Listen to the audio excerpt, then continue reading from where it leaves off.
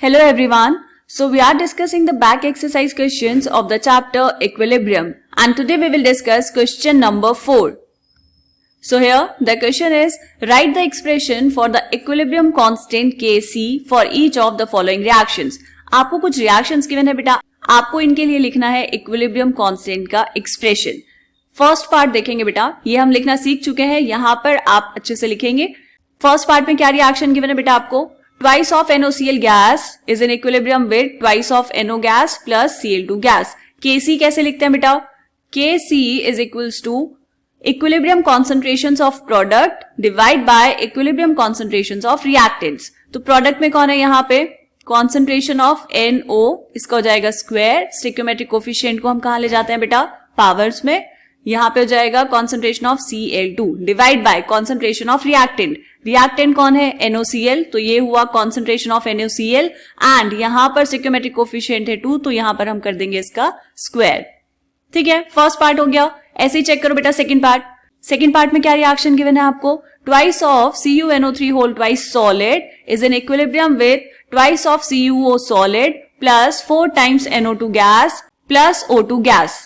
इसके लिए आपको लिखना है बेटा इस रिएक्शन के लिए Kc की वैल्यू, Kc का एक्सप्रेशन. देखो इसको ध्यान से देखेंगे बेटा, हमें लिखना है इक्विलिब्रियम कांस्टेंट एक्सप्रेशन. तो अभी लेट्स से मैंने माना इक्विलिब्रियम कांस्टेंट है K. ठीक है, कैसे लिखते हैं, concentration of products divide by concentration of reactant. Product में कौन कौन है बेटा, CuO, तो ये जाएगा कॉन्सेंट्रेशन ऑफ CuO सॉलिड, तो यहां पर हम सॉलिड भी मेंशन कर लेंगे बेटा, CuO सॉलिड की पावर 2. दूसरा क्या है, NO2 गैस, स्टिक्योमेट्रिक कोफिशिएंट है 4, तो इसकी पावर हो जाएगी 4 into concentration of O2 gas और उसकी पावर है 1, क्योंकि वहां पर कोई स्टिक्योमेट्रिक कोफिशिएंट नहीं है.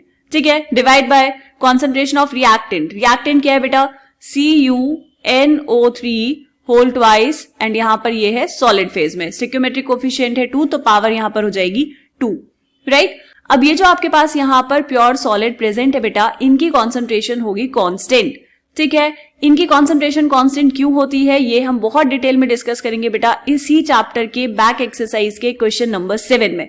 वहां पर आपसे क्वेश्चन डायरेक्टली यही पूछा है कि हम pure solids and pure liquids की कॉन्सेंट्रेशन को कांस्टेंट क्यों लेते हैं. अभी के लिए हम बस इतना देखेंगे कि इक्विलिब्रियम कांस्टेंट एक्सप्रेशन कैसे लिखना है. तो यहां पर जो कॉन्सेंट्रेशन कांस्टेंट है, जिसकी वैल्यू कांस्टेंट है, तो हम क्या करें, सारे कांस्टेंट्स को एक तरफ ले जाते हैं. तो ये कितना हो जाएगा बेटा, लिखो यहां पर K into concentration of CuNO3 whole twice, ये है सॉलिड में, इसका square divide by concentration of CuO solid का power 2 is equals to.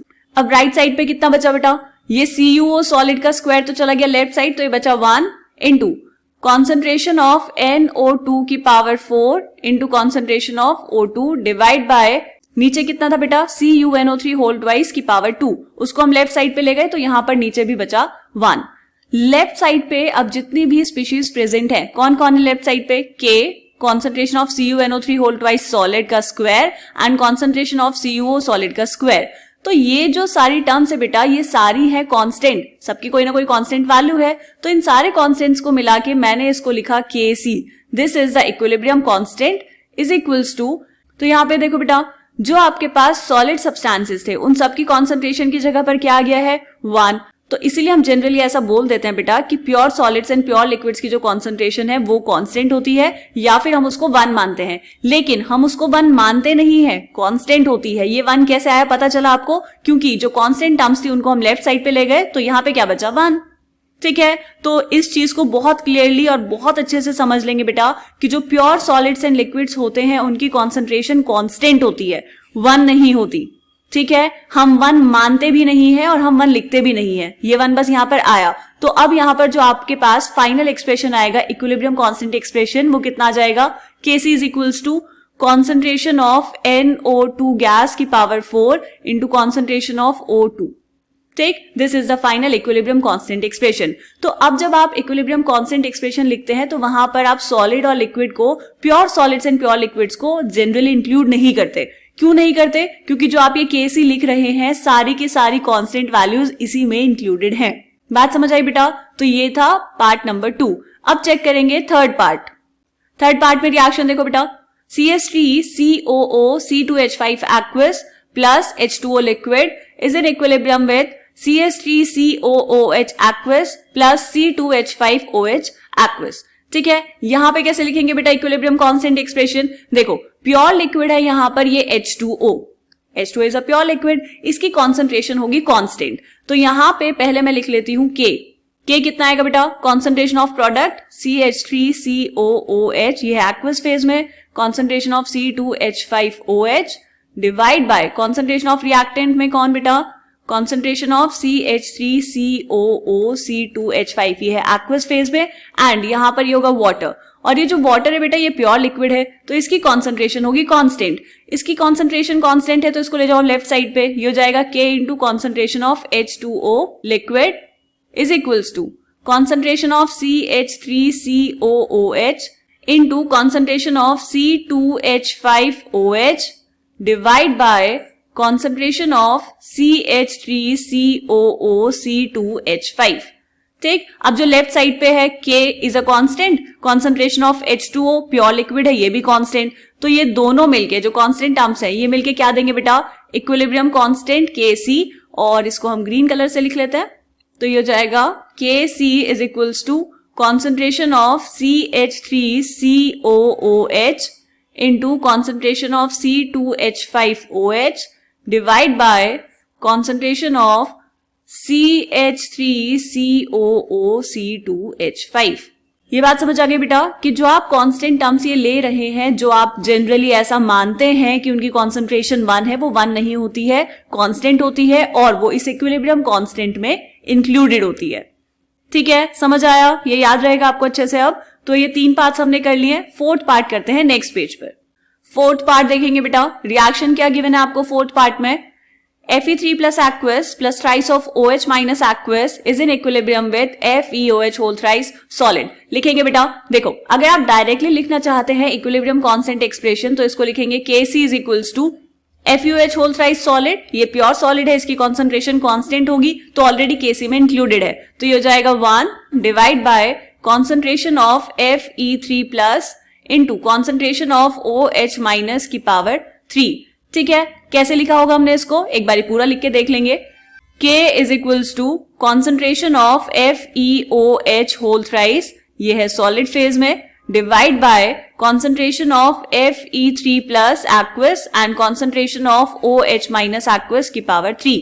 Right, ये जो FeOH होल थ्राइस है ये प्योर सॉलिड है, कांस्टेंट है इसकी कॉन्सेंट्रेशन, तो इसको ले जाएंगे हम लेफ्ट साइड पे, तो ये हो जाएगा K divide by concentration of FeOH whole thrice solid is equals to, यहां पे ऊपर कितना बचा बेटा? FeOH होल थ्राइस तो लेफ्ट साइड पे चला गया तो ऊपर बचा 1 divide by concentration of Fe3 plus into concentration of OH minus की पावर 3।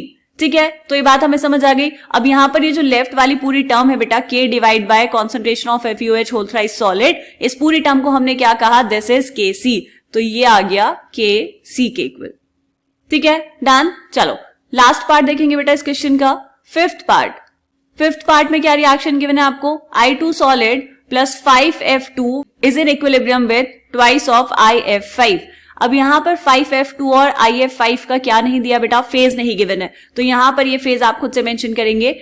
F2 क्या होता है बेटा? Gas, and IF5 is also a gas. तो एक काम करेंगे, पहले आप यहां पर 5th पार्ट में रिएक्शन लिखेंगे, I2 solid plus 5F2 gas is in equilibrium with twice of IF5 gas। यहां पे लिखनी है आपको Kc की वैल्यू, तो कैसे लिखेंगे बेटा? डायरेक्टली लिख दो, Kc is equals to concentration of product, concentration of IF5 gas की power 2 divide by concentration of I2, ये है सॉलिड तो इसकी जो कॉन्सेंट्रेशन है वो कांस्टेंट होगी, ऑलरेडी Kc में इंक्लूडेड है, तो यहां पर आएगा 1 इंटू कॉन्सेंट्रेशन ऑफ F2 की पावर 5, और यहां पर ये F2 की पावर 5 है तो इसीलिए हम क्या करते हैं बेटा? इस 1 को यहां पर ऐसे नहीं लिखते। ठीक है, समझ आया? और जैसे मैंने आपको समझाया वैसे लिख के देख लो एक बारी, तो कितना लिखेंगे? K is equals to concentration of IF5 की power 2 divide by concentration of I2 solid into concentration of F2 की पावर 5। I2 सॉलिड चले जाएगा बेटा लेफ्ट साइड पे, कांस्टेंट है, तो यहां से मिलके क्या हो जाएगा? Kc K into concentration of I2 solid is equals to, इसको मैंने लिखा this is equals to KC is equals to कितना है बेटा, कॉन्सेंट्रेशन ऑफ IF5 की power 2 divide by concentration of F2 की पावर 5। ठीक है, डन। तो ये हो गया आपका क्वेश्चन नंबर 4। ये जो हम कॉन्सेंट्रेशंस ले रहे हैं बेटा pure solid and pure liquid की, कांस्टेंट क्यों है, ये हम बात करेंगे इस चैप्टर के क्वेश्चन नंबर 7 में। उसका लिंक आपको डिस्क्रिप्शन बॉक्स में मिल जाएगा, तो आप वहां जाकर भी चेक कर सकते हैं। ठीक है, मिलते हैं नेक्स्ट क्वेश्चन में, तब तक के लिए बाय बाय।